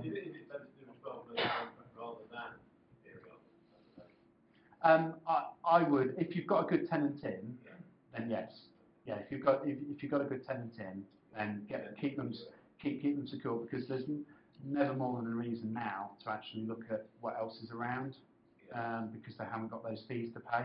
Whereas before, for a tenant to move property, with ourselves, for example, it was, for a single tenant, it was £180. For a couple, it would be £300 in terms of fees that they pay. But there's some agencies that were charging £800, £900, over £1,000 sometimes, and that all mounts up. But now those barriers have gone, but equally the rents are starting to creep up now as well. So. Okay, thank you. Question? Sorry, sir, just this one. Hi, Glen. Just quick, 2 questions for you guys. Airbnb, yeah. I know it's up and coming, and there's a lot of grey area in the industry about what the legislation is, what we can and can't do. What percentage of the people that you're dealing with are starting to use Airbnb for their lets? Okay, so yeah, I guess the easy answer is that most of them we turn down. Look, it's no secret that there are people. Look, this is going to shock you now. We're not professionally trained speakers, okay? We're estate agents. We do this to try and help you guys and help us in the long term get business. When you look at these people that run these courses, and they're out there because the people after they've been come to me bouncing in, and I can almost repeat word for word what they've been told. We give that information to you guys for free. So if somebody wants to come and sit and talk to me about investments, I'll give you that advice for free. All I ask is in the long term you give me something back. Okay? And I can make you a lot of money. Done it for years. With Airbnb, it's one of those things where there are companies out there, individuals out there that are now doing these talks. This is what you've got to do. You've got to rent to rent. I looked at it. Rent to rent, great idea. I haven't got to have a lot of money. Rent a property, rent it out again. In reality, as Luke's used with solicitors last week, it's a minefield. You could cost somebody their property. Look, not all agents are the same. I hope you appreciate that. Not all agents are the same. There are most agents out there that don't know the things that we're telling you. So if you've got your properties with an agent that might be a really nice guy, really nice company, but they've not covered your back, they're not doing you any favours, because the only time we get to hear about it is when it goes wrong, because then we're left to pick up the pieces and to try and get you out of whatever hole you're in. Okay, so in answer to your question, minuscule. We get a lot of inquiries, and I'm very polite to them. A chap bought me a box of chocolates the other day, diabetic. Bought me a box of chocolates, and I said, thank you very much, but sorry, I can't help you. Yeah? That's it, minuscule. Yeah, lovely, thank you. My second question was, obviously you guys are not able to recover the revenue is building off, some of the checking out fees, etc. Can you see rental going up for everyone now? Because obviously you've got to look at replacing where that revenue comes from. Yeah, it already is. What if you look at what happened in Scotland?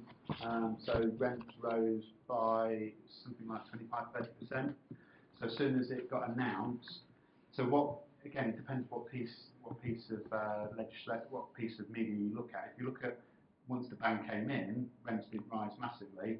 But if you look at the period from when it got announced to say a year after it came in, rents rose by about 25–30% in Scotland. And again, the English systems mirrored itself and learned from the loopholes of the Scottish system as the Scottish system plugged the gaps or the loopholes.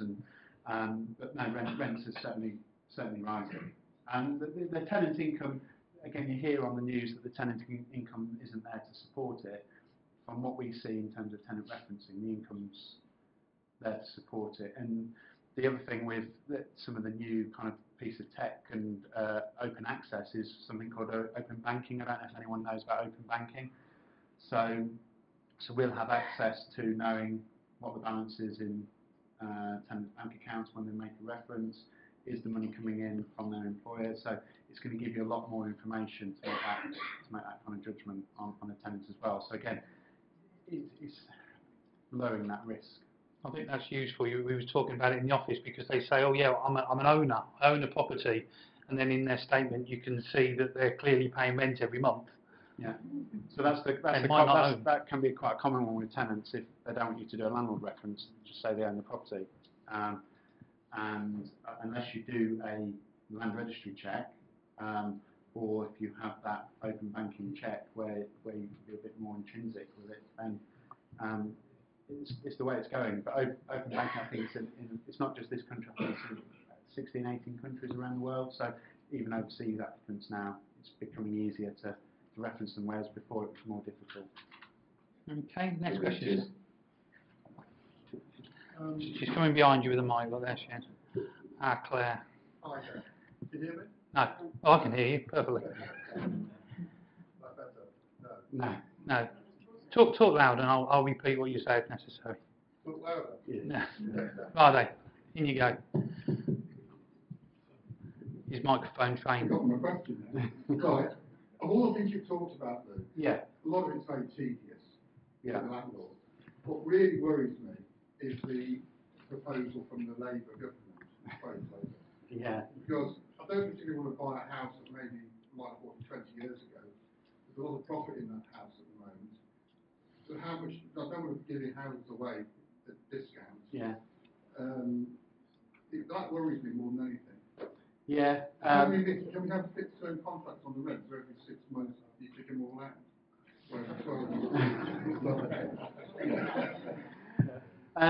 So I think the issue is going back to that abolishment of the Section 21. I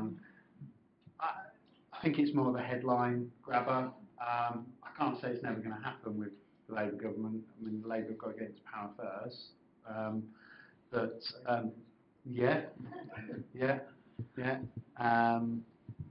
We don't know is the answer.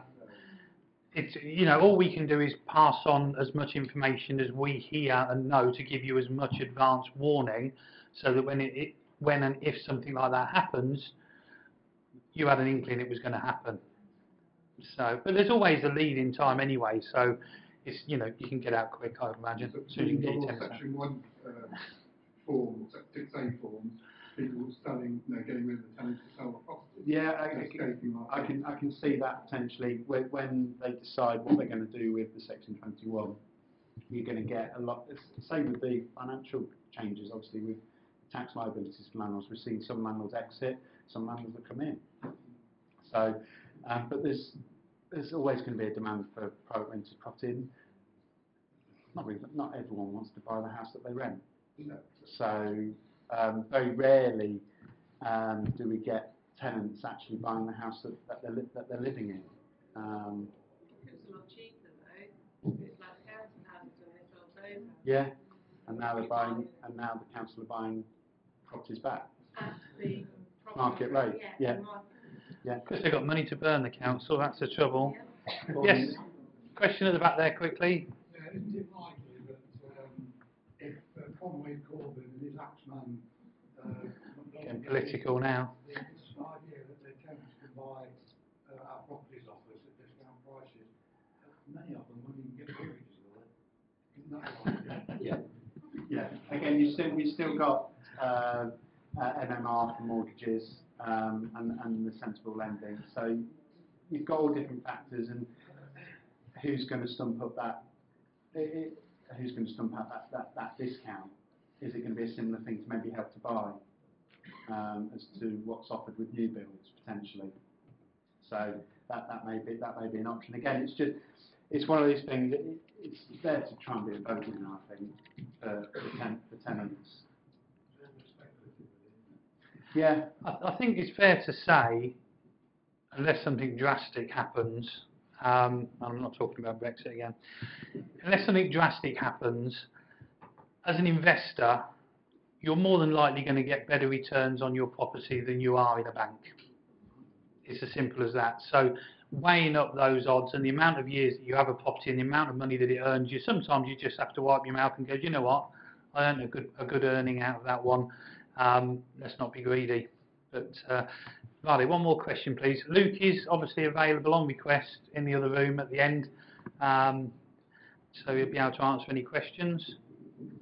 Slightly unrelated question. I know that Knightsbridge has been really keen in doing recently a litter picking, which was great. Yeah. There seems to be a lot of fly tipping going on. Is anything being done? It looks as though it may come from landlords. It kind of looks like it's when houses are renovated, but it's quite a feature now in Clarendon Park. Do you know? Can I answer this one? Yeah. Unless you've got anything specific you want to say. No, I mean, we're working closely with a group called the South Leicestershire Litter Wombles, who are trying to work with the council to try and address the litter picking issue or the litter issue, but also the fly tipping issue as well. I know that Bob, who's kind of like head Womble, I know that he's trying to meet with the council, and they've sent him some questions to propose to the group members and that kind of thing. So, no, I don't know any more about the kind of the fly tipping. So I think, are you referring to what was posted on the Clarendon Park community? Yeah, but I see it every day when I go. Okay, so over the last few weeks, where I've been going around preparing and looking after our landlords' HMOs, getting ready for the students to arrive. Students have arrived, for those people that don't know. For those people that live in Clarendon Park, anywhere near any students, you will know that they are now here. Most of them are pretty good, but I noticed as I was going around having things delivered to houses and having things taken away, that there are a lot of things that seem to get put outside the houses. Fortunately, most of it is bulk collected and taken away. There's one particular house at the moment that's still got some outside, but I'm sure that will be taken by the council because it is quite a mess. A lot of it doesn't look like students, it looks like toilets and actual kind of bits. Yeah, sadly. I mean, I'm going to move on pretty quickly because I know you're probably bored of me by now, but I had a situation where we'd done some work on a house. There was some items that were left over. I knew what those items were. I said to the students, really good guys they are, I said, listen, that was put out there prior to bin day. The council took the bin. They didn't take the other stuff even though it was bagged up and there was a few bits and bobs. I said, I will come back personally at the weekend, last weekend, and I will take that away for you. They said, thank you very much. It's no problem. So I went down on Sunday morning as soon as the tip opened.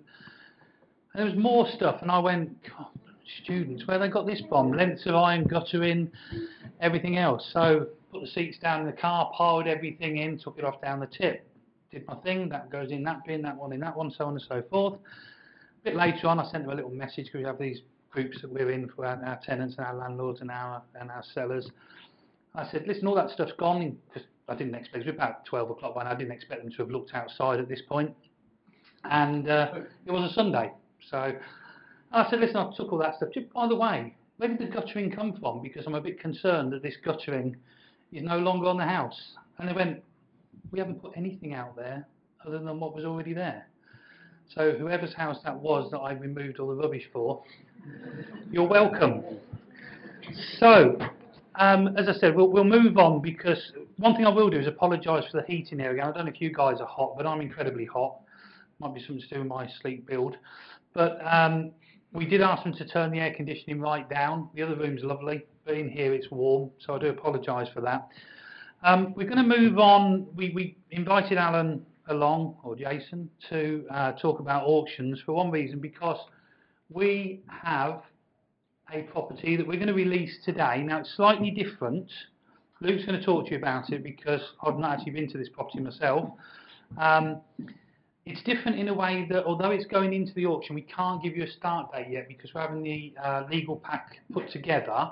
The legal pack is going to be slightly different in this case because the property itself has been previously a doctor's surgery, and the guys that own it have just put in planning to turn it back into a normal residential house. So once that's ready, we'll be able to, or at least we know when it's going to be ready, we'll be able to release the property for auction. But it is going to be available to view from now, so you can get in early. It's a good price, and I'll hand over to Luke to tell us a little bit about that property and what happened next door. Yeah, so this one is on Saffron Lane in Elston, so it's just beyond the Pork Pie Island as you're leaving Leicester. And we actually had the neighbouring property, which we sold successfully, which has got planning permission on, for 9 apartments to be built, which all got passed, 9 one-bedroom apartments. This site is wider, so I feel there is a better scheme that you could propose for that site. And given the precedent set with next door with planning approval, it's just suggesting a suitable scheme, which I'm more than happy to talk with anyone that's interested. Obviously, we're going to be doing viewings at the property. It's a great opportunity. When we've looked at our figures, we're potentially looking at a GDV of around 1.2 to 1.4 as a conservative level. If you're a bit more creative, you might be able to pump that GDV up a little bit more, but I'd like to rather give you conservative figures that are realistic, so that there's never going to be a problem in selling them at those levels, rather than giving you a high figure to say, well, we're never going to achieve that, or why haven't we sold them? So on that one, just remember, you can buy during the auction. It'll be online initially, and then it'll be going into the room. Once it reaches a suitable level, the owners do have the right to stop the auction at any time. So don't do like eBay and wait till 2 minutes before the end of the auction and start putting your bids in, because you'll be disappointed. I'll be surprised if this reaches the end. I'll be very surprised if it goes into the room if it gets to the 22nd of October.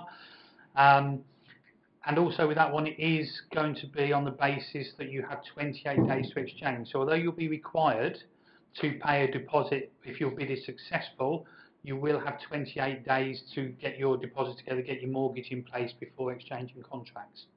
Okay, I've got all the information for you, or more information for you out there.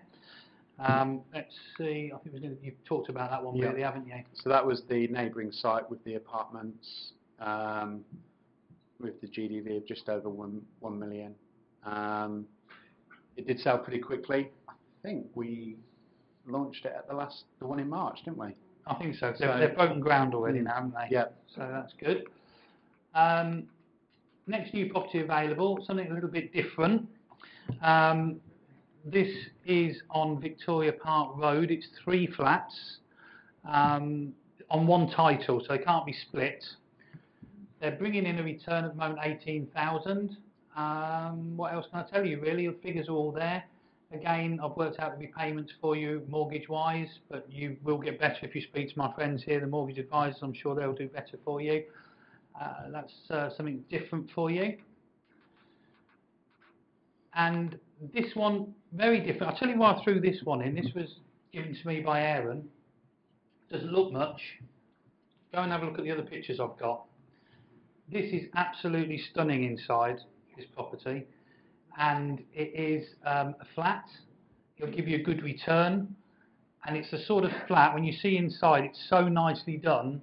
The first person that goes in, I'm sure, will rent it, and it'll be one of those steady rentals. You'll keep renting it over and over again, and it'll give you good, and you can dip your toe at that sort of figure. Yeah. So something a bit different there for you. Luke, do you want to tell us about this one? Okay, so these apartments haven't been released until this evening, so you get the first opportunity for them with ourselves. So 7 apartments on Cavendish Road, 95 to 97 Cavendish Road, projected annual income at £47,100.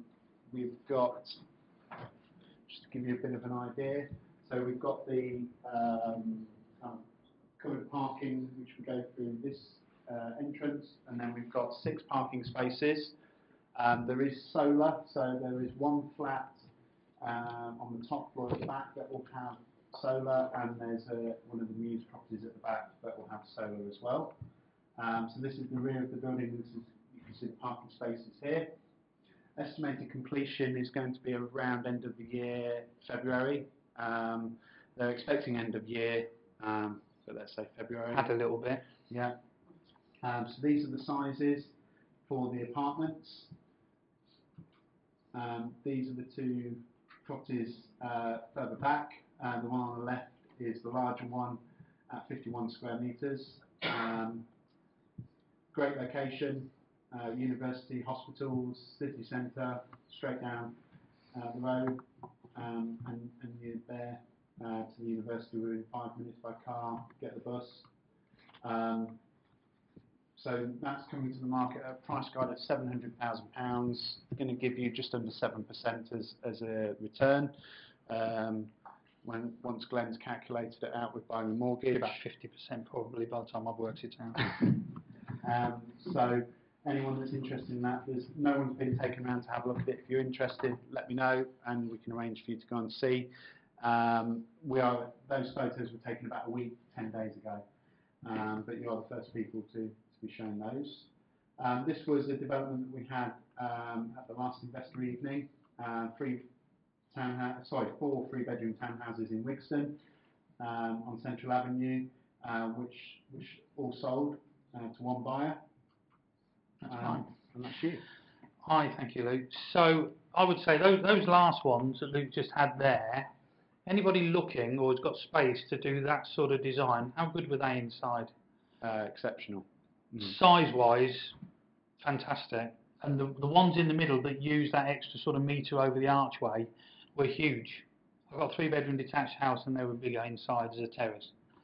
Really good sizes. So if anybody is interested in developing anything like that, go for it because they will sell. Okay, thanks Luke. So I'm going to finish off now. Got a couple of bits to show you. I just want to talk about HMO standards are changing, I've put there. So basically, anybody now that's got an average HMO, there's a few in the room that know about this already because I've been working with you. Anybody that's got an average HMO, think about what you're going to do to make it different. Because if you work with us with regard to this, we will give you the help and advice. We're not going to physically put a paintbrush in your hand and make you do it. You could obviously do that yourselves, but we'll give you the help and advice. We've got members of the team that are happy to help with colour schemes and all the things that you need. Katie's looking at me here. But these properties are ones that we have done recently for or with clients. And as you can see, presentation is king, really. These properties rent for incredible money per week. So this is in Stonygate, this one. I'm going to show you a short video in a second. And these are fetching, so the bigger double there is £120 per week plus bills. So when you look at these people that are renting out on average 75, I think some agents are doing 73 for a double room plus bills.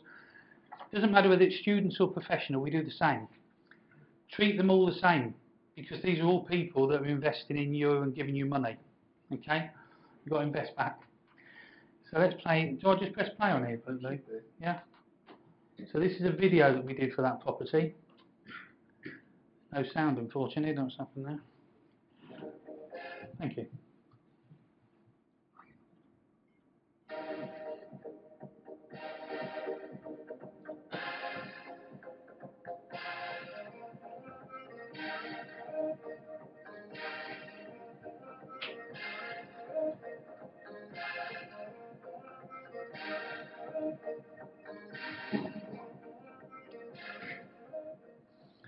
Okay, so that was just a short video which we did, not for our benefit, but to rent the property out for the clients.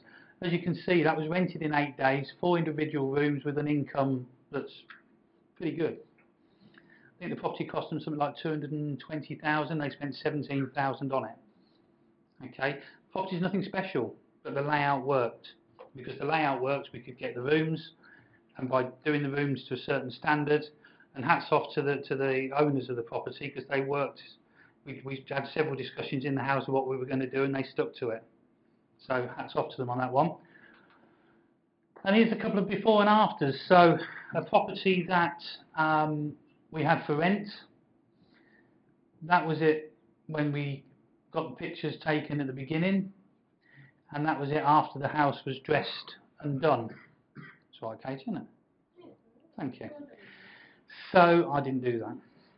But that gives you an idea of the standard that you are up against as landlords when you're renting out your student or professional properties.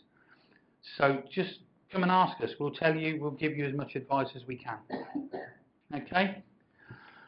So I will finish off now. You will be pleased to know the next one of these seminars is on March the 19th. Spooky, the 19th again. I just want to thank you all for coming. I do appreciate your time. Hopefully it's been of use to you. You found it useful. All my colleagues are now retiring to the other room, and the various contractors and people we've got here to help you and have a chat with you afterwards. There is coffee back out in reception, the reception area there, and if there's not enough, we'll certainly get it refilled for you. Have you all found this useful? Yeah. Good. Okay, so we've succeeded on that front. We need your feedback. So if you think I talk too much, you can say it. I won't be offended. I will be offended, but I've got broad shoulders. If you want us to include, because if you've not been to these before, they're not all the same. We try and get different speakers to talk about different things. So we'll start working on Marches already. But obviously we have to leave the legislation bits to the last minute because they keep changing it. But if you've got something that you think would be useful, then probably other people will find it useful as well. So let us know, and we'll be happy to try and include that for you. If you've got any questions after this event, you know, you'll have all of our contact details. Most of you know us anyway and how to contact us. Give us a shout. You know, we're never too busy to speak to people and try and help them where we can. Okay, anything else, Luke? No, just if you'd like any more information on the properties that Glen's talked about. Yeah, good point. All of those details are available in the room, and if you'd like to arrange viewings for any of them, we've got block viewings already scheduled in, so we'd love to show you around. But thank you very much for coming along, and hopefully we'll see you back in March. Okay, thank you. Thank you.